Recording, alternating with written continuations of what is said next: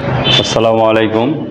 আমি মোহাম্মদ আলামিন হোসেন, পরিচালক sunrise coaching centre, Kirtipur, Naogaon সদর, নওগাঁ। আজকে এখানে একটা বিকারের মান দেওয়া আছে 7.3 গ্রাম হাইড্রোক্লোরিক অ্যাসিড 200 ml। এটার ঘনমাত্রা নির্ণয় করতে বলছে। তো এখানে নবম দশম শ্রেণীর ষষ্ঠ অধ্যায়ের এই ঘনমাত্রা, লিমিটিং বিক্রিয়ক, দ্রবণের প্রকৃতি, এইসব জাতীয় প্রশ্নগুলো এসে থাকে। আজকে এই ঘনমাত্রা সম্পর্কে আলোচনা করব। এখানে এই অধ্যায়ের একটাই সূত্র, এটা কি আছে যে W equal to S M V divided by 1000। তো এখানে এসটা কি, ডাব্লুটা কি, এমটা কি, ভিটা কি, সেটা আমরা একটু আগে পরিচিত হব।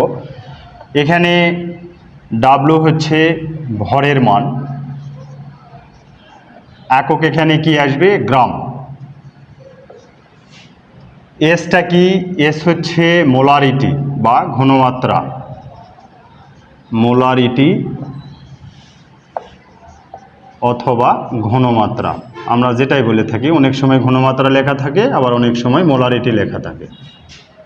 আর একটা এমটা হচ্ছে যে মৌলটা দেওয়া থাকবে সেটার হবে আণবিক ভর, এটা হচ্ছে আণবিক ভর।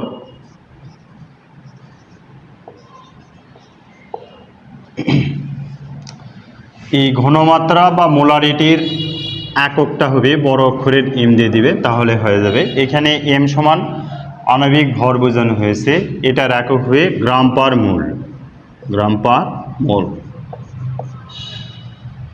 ভিতে কি আছে, এখানে ভি সমান হবে আয়তন, যে বিকারে যে আয়তনটা থাকবে সেটার হবে আয়তন, এটার একক কি হবে, মিলি লিটার। এখন অনেক সময় আমরা যদি অনেক কিছু না বুঝি, এর সাথে এই এককগুলো কি আছে সেগুলো দেখো, আমরা কার কি মান সেটাও কি নির্ধারণ করতে পারবো।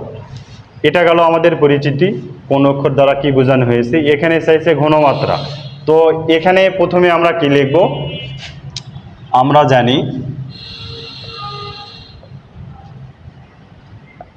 ডাব্লু ইকুয়াল টু কি, S M V divided by 1000। এখানে চাচ্ছে কি মান, এখানে কিছু নয় মানে কি আছে, 1 আছে। তো 1 দিয়ে এস এম ভি গুণ করলে কি আসবে, এস এম ভি। 1000 দিয়ে ডাব্লু গুণ করলে কি হবে, 1000 ডাব্লু। তো এখানে কি চাচ্ছে, এখানে ঘনমাত্রা বা মোলারিটি চাচ্ছে, তাহলে কার মান চাচ্ছে, এখানে দেখবো আমরা এস এর মান চাচ্ছে। তাহলে এসটা আমরা এ পাশে রেখে দিব, আর বাদ বাকি এইটা কি করব আমরা, এম আর ভি, এখানে কি আছে, গুণ অবস্থা এর সাথে আছে, এপারে আসলে কি হবে, ডিভাইডেড হয়ে যাবে। তাহলে এখানে 1000, ডাব্লুর মান কত দেওয়া আছে, এখানে ভর। এখানে আমরা একটু এভাবে লিখবো যে দেওয়া আছে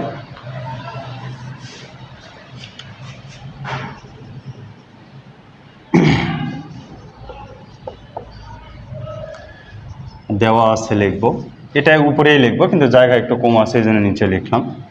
এখানে ভর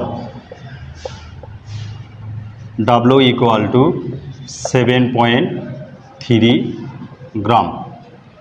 আর কি আছে, আয়তন আছে, আয়তন ভি সমান দেওয়া আছে কত, 200 মিলিলিটার। আর এখানে কি আছে, আণবিক ভর দেখব আমরা, আণবিক ভর বড় অক্ষরের এম দ্বারা প্রকাশ করা হয়। কত আছে, হাইড্রোক্লোরিক অ্যাসিড, তাহলে এখানে হাইড্রোজেনের আণবিক ভর কত, 1। আর এর সাথে কি আছে, ক্লোরিন কত, 35.5। আণবিক ভর ক্লোরিনের 35.5, এর সাথে যোগ করলে আসতেছে 36.5। এখানে কি লিখবো, গ্রাম পার মোল। কি চাচ্ছে, মোলারিটি, মোলারিটি বা ঘনমাত্রা। এখানে ঘনমাত্রা বলছে, এজন্য আমরা কি লিখবো, ঘনমাত্রায় লিখবো, মোলারিটি লিখবো না।